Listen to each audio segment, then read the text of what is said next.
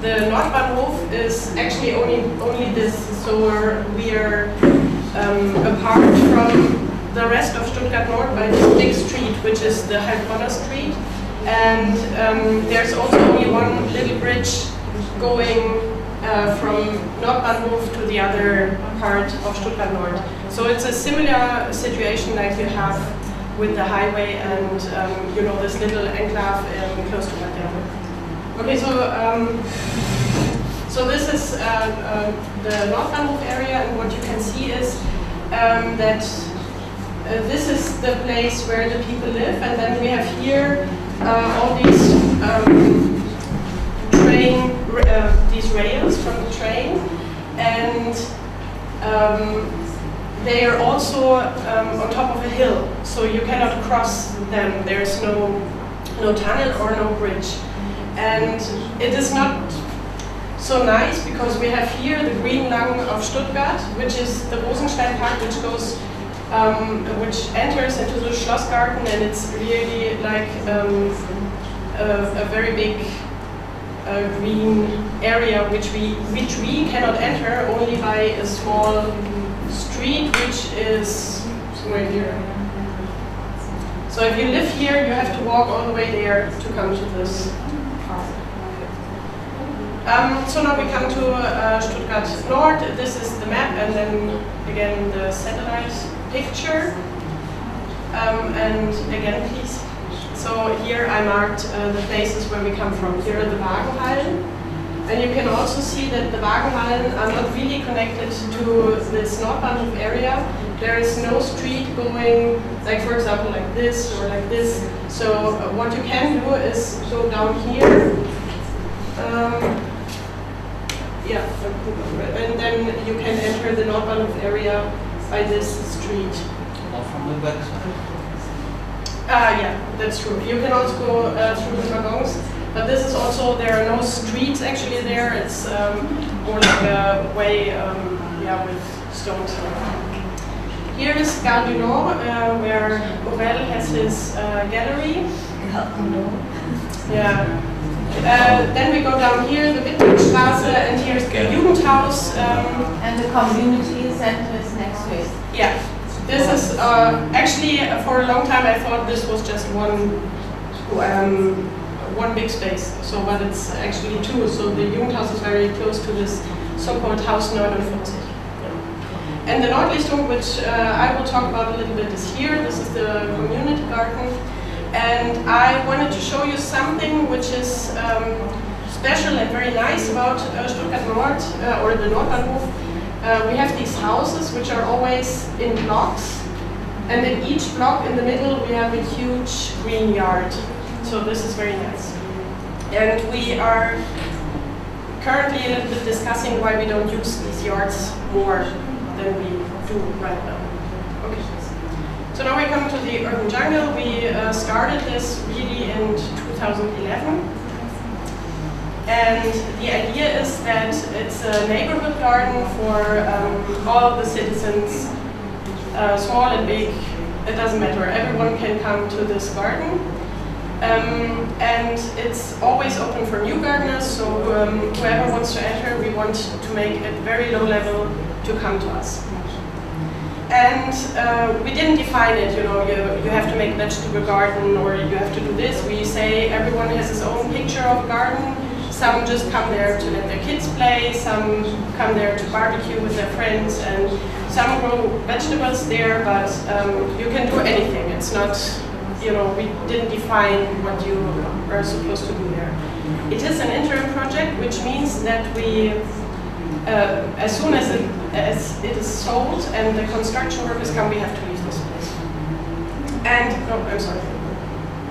And we are having a contact person that is currently me, and there's a sign on the doors. Actually, we have two doors, so there on both doors is a sign which shows my email address and how to contact me. And when they do that, I give them a short introduction into the garden. I provide the code for the bike log.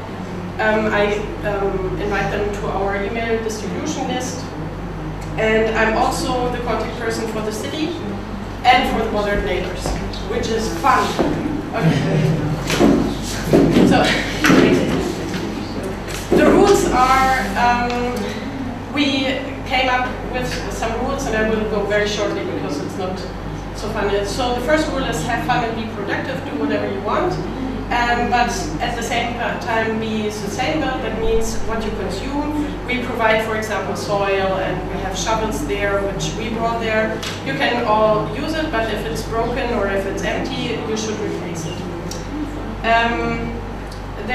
The problem, or one of the problems, is that it's not really safe for kids. We have thorns, we have edges, we have, you know, the wood is not prepared properly, so you can get yourself all the wood in the hands, for example.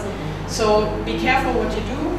Explain the newcomers the rules and watch for fire protection. So we are allowed to do barbecue there, but we have to also be careful.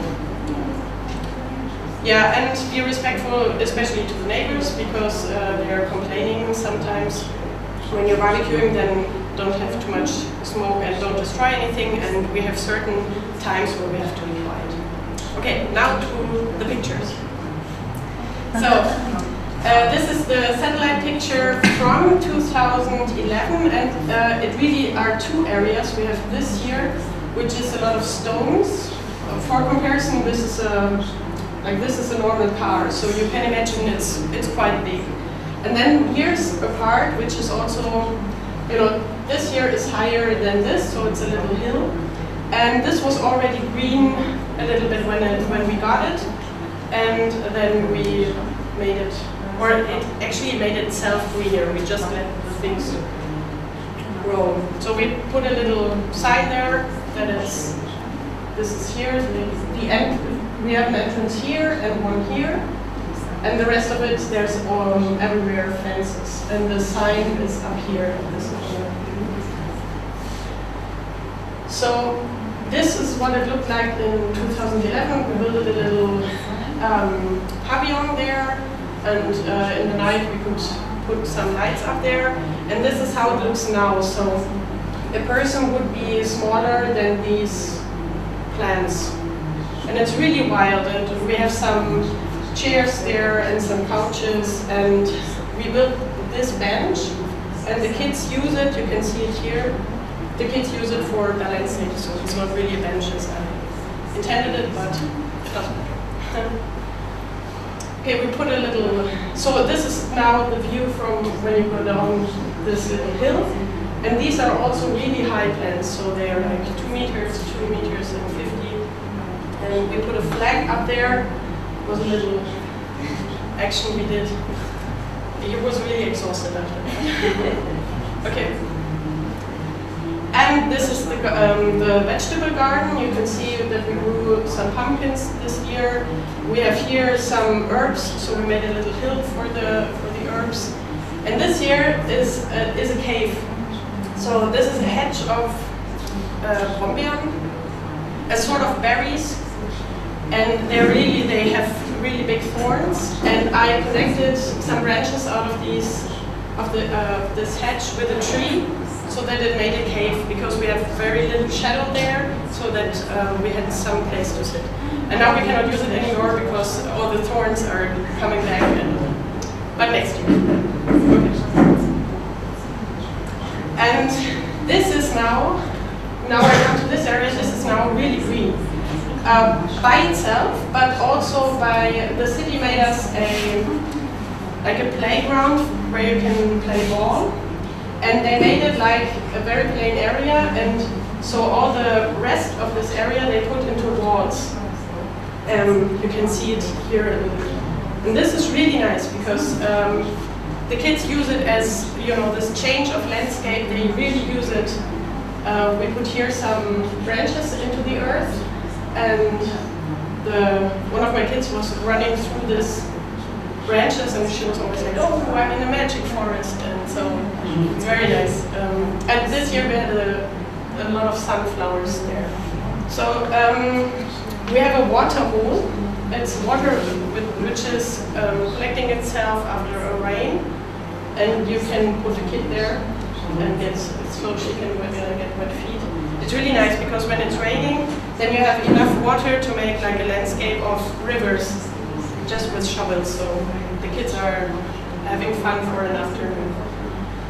We have a little teepee and something here to climb on, and we have bees, and this is also really nice because the beekeeper is always telling the kids, you know, come have a look, and this is how I do it, and they can taste the honey, and he tells them a little bit about how bees live, and it's really educating even for me. I didn't know a lot of stuff. Okay, this is one of our centers. So we put a table there, here, and here's Mo. It's not really sharp, but it's it. And we put what we harvested from the vegetable garden here and some flowers. It was really nice, right? And we had you cannot really see it. There were more lights here with candles and everything, and there was one kindergarten doing this light party. So my questions are, how can we install a permanent Nordlichtung, because we have to leave this place sooner or later, and I want to... What is Nordlichtung?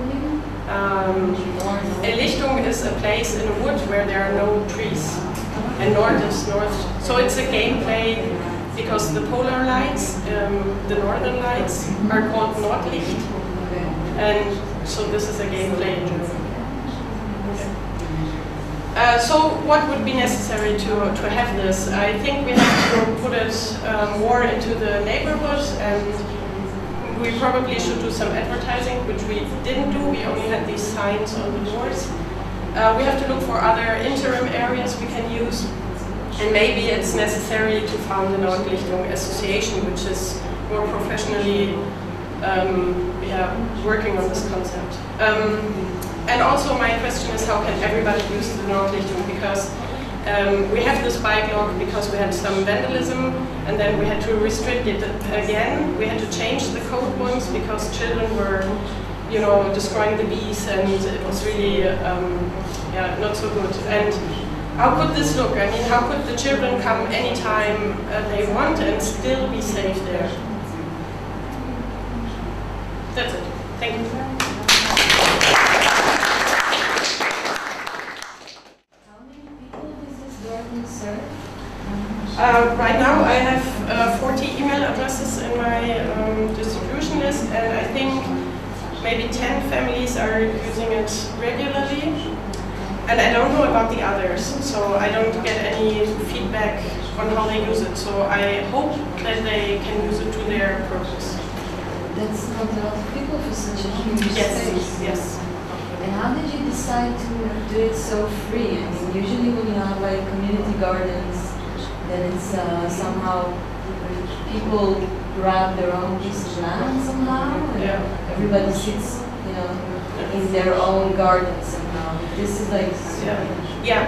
I wanted to do it like this because I didn't want to be the person responsible for saying, you know, you have these 2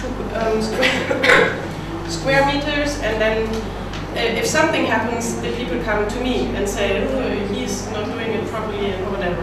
And I didn't want that, so I said, do whatever you want, but destroy nothing from someone else. And I think this, I still think this is a good concept. Although it's less used than, for example, the Stadtgarten, this urban gardening project at the Wagenhallen. This is more frequently used. Who assigned this land to you? What was the process? We have an institution called Bezirksbeirat, which is people coming together, for example, from the parties, from certain institutions, from Stuttgart Nord. I don't know if I explain it right. And there you can go and say, I want to do this and I want to do that. And like a resident committee?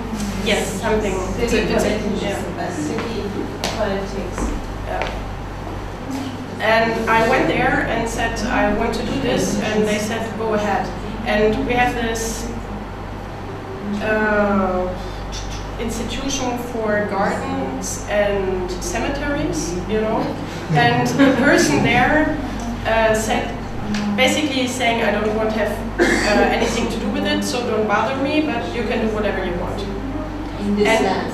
Yes, and this... The land was owned by his department? No, it's a company which owns this land, and the city made a contract with this company for no money, but that it's officially a playground. So it's treated as a playground area from the side of the city, but somehow we have the responsibility. I think it's a gray area, because if really something happens, no one knows who's really responsible. And the company doesn't need to pay tax for it because it's a playground? I'm not sure. No, they of course do it because they love people. The people can come inside when they want, or they and the staff, you and your staff, be in the garden all the time. The people come, or if No. I want to come inside, I don't wait until some people from the staff come. No, the point is that I'm not the staff. I'm the contact person, but I don't have any responsibility, and they can come whenever they want. You can even go there by night. They're their own persons there. They're on their own responsibility. Is there a lock with a code? Yes, there's the spy code, and you only get this code for the lock if you come one time to me and I present to you the idea. I wanted to do it without the bike lock. We did it in the beginning, but there was vandalism, and especially young people who were coming there, and there were people with dogs coming there, and the dogs were, shitting all over the place. And I didn't like this, but we had to use the bike lock. This is something I'm unclear. It's a private property, and the city names the amusement park on private property, or how does this? I don't really know how they make this happen. So the company said it's okay for us if the city has the responsibility, and the city says it's okay for us as long as you have the responsibility. So actually, I think no one has the responsibility. The thing is, the fact is that the owner of this landscape can't sell this now, because in 10 years this will be $1 million euros. Yeah. So we speculate. So yes, and he's a nice man, and he says, okay, for social issues you can use it. For now. For now. Until I can make money. Yes. This kind of situation can't happen in Israel. Why? Because I'll explain. Okay, Sorry. give an example. I will in a minute. No, go ahead. There is a situation in Israel where they build gardens that belong to a building, but the garden is declared as public space. They do this a lot, actually. So it's private property, but it is meant for the public. It's called It's not the same thing. Shabbat. Yeah, every time they build, every time they build a tower, and the tower gets the building rights to build higher if the area around it is being used by the public. So the more public the area around the building is, and also maintained by the tower, the bigger, the higher they can build. They transfer the rights from the ground to the level, but this is not the same situation. It's not the same situation. It is exactly the same. Because there's no responsibility here. What you're describing is the company that owns the tower, they have to maintain the public territory. And then That means you can almost use it as public, but you cannot work on it. you can use it, but you don't make up the rules, and they are responsible. And you also cannot do gardening there. Also can go there and No, they decide how it looks. They decide how it looks, and you never see one of those areas given to someone from the city to design. They design the landscape and they take care of it. I don't know. But I do know when I'm saying I don't know. There are all sorts of situations. Yeah. If you see, you can see even the public garden in Florentine. It's not, it doesn't belong to. That's the area there belongs to the city. It's a Yeah, all of it. situation. And I don't know, but well, anyway, it's once that area is declared, it could be used for many sorts of uses. It could be, I think that what he's saying is that the part of the responsibility, then we don't know what's the responsibility here. And I'm sure that if there's a contract between the city and his company, I would guess that someone does have the responsibility. One of the sides. Well, yeah, if really something happens, they will decide something about responsibility, but right now it's not really clear. What I wanted to say is that we didn't put any money that really is too much for us into it. So if someone destroys it, so what? We build another thing.